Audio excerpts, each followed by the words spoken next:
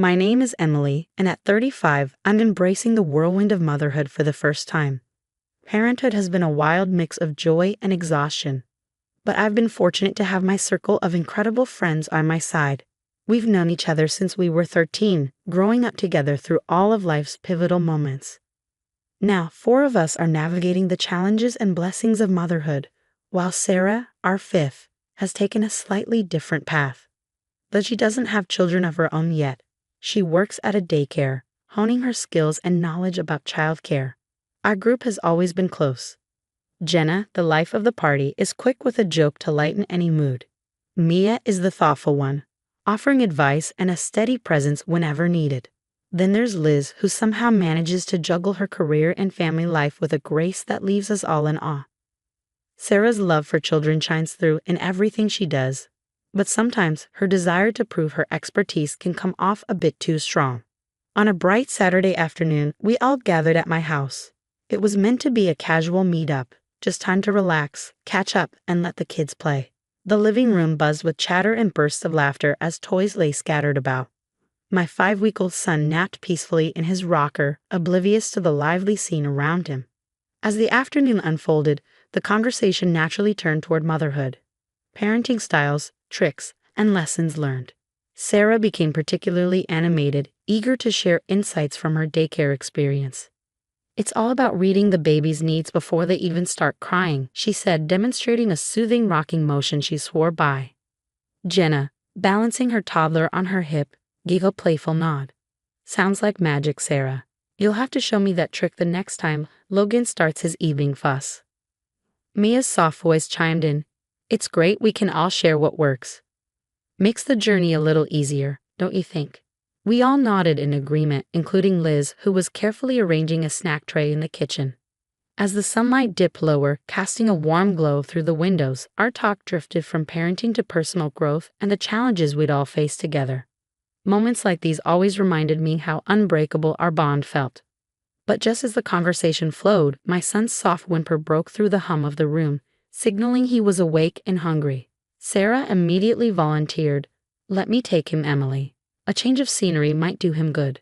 Grateful for a brief break, I handed him over, watching as Sarah expertly bounced him on her hip. But it didn't take long for his fussing to turn into full-on crying. I knew that cry. It meant he was hungry. I stood up, ready to take him back. "Thanks, Sarah, but he needs to be fed," I said, reaching for him.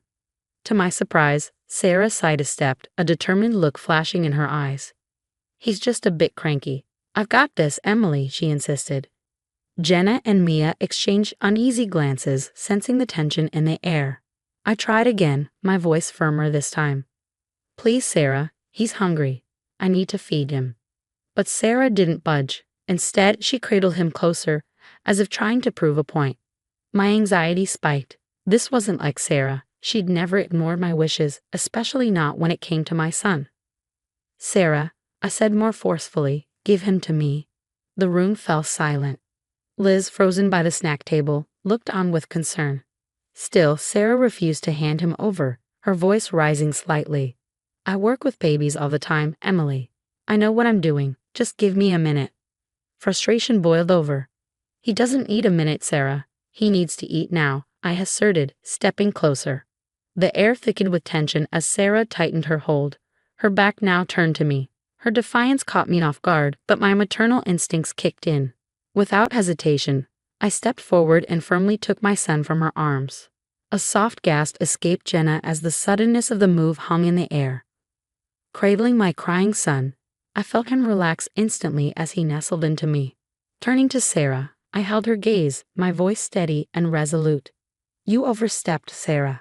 That was not okay. Never keep a child from their parent." A flush of embarrassment colored Sarah's face, though her defiance lingered. "I was just trying to help," she muttered, but Sarah's usual confidence wavered under the stern looks from Jenna, Mia, and Liz. Liz stepped forward, her voice calm but firm. "We all see that you want to help, Sarah, but Emily knows her son best. We need to respect that." As I soothed my son and began to nurse him, the room settled into an uneasy silence. The warmth of the afternoon had fractured, leaving behind a chill of unresolved tension. Sarah's buoyant demeanor faded, weighed down by the collective disapproval. She whispered an apology, though it was unclear who it was directed to, and quietly withdrew to a corner of the room. Her isolation felt stark against the unity the rest of us shared in that uncomfortable moment. In the days that followed, the dust never truly settled. I replayed the incident over and over in my mind, Sarah's defensive words clashing with my lingering frustration. Determined not to let this rift widen, I reached out to her, hoping for a calm conversation to mend what had been broken. But my attempts at reconciliation were met with evasion. Sarah avoided direct contact, and when we finally did speak, it became clear she was still on the defensive. I was only trying to help Emily. You're all acting like I did something terrible, she said, her tone a mix of hurt and accusation. I know you were trying to help, Sarah, I replied, struggling to keep my voice even as frustration simmered beneath the surface. But you have to understand, a mother knows her child. You should have handed him over when I asked. You don't get it, Sarah interrupted, her voice rising with frustration. I handle babies all the time at work. I know what I'm doing. The conversation spiraled, every attempt at a calm exchange crumbling under the weight of our mutual stubbornness. Sarah, you didn't respect my role as his mother. That's what hurt me the most, I said, my voice thick with emotion. Instead of acknowledging the impact of her actions, Sarah fired back. You're just ungrateful.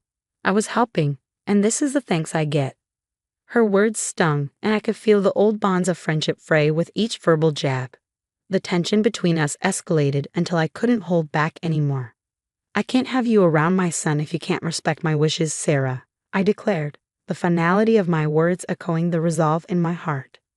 Sarah's face registered shock, then hardened into a mask of defiance. Fine, if that's how you feel, maybe it's better if I stay away, she retorted, her voice cold. With that, she turned and walked away, leaving me standing in the wreckage of our once close friendship.